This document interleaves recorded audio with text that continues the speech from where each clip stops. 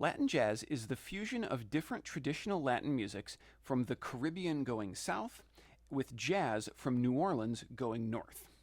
It happens over and over with different cultural groups throughout the mid 20th century.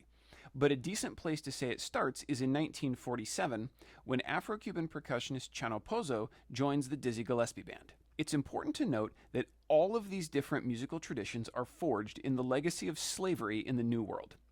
Part of why they fit together so well in the 20th century is that many members of the same tribal groups in Africa were dispersed across wide areas of the Americas.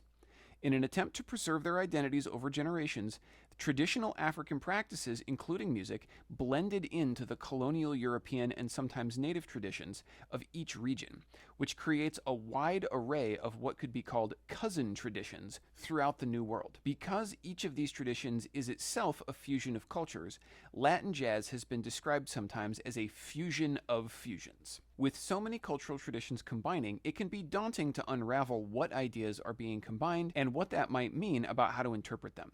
Therefore, a little oversimplification can be really useful to get started. Latin jazz is most notably influenced by the intersection of New Orleans jazz, Afro-Cuban, and Afro-Brazilian music.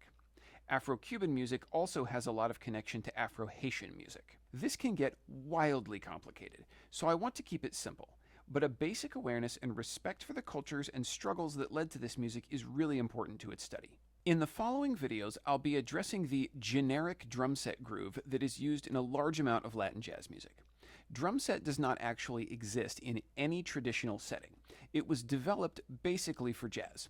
So what you're playing on drumset is a simplified combination of multiple traditional parts, usually played by multiple people, often on instruments that aren't included in the drumset.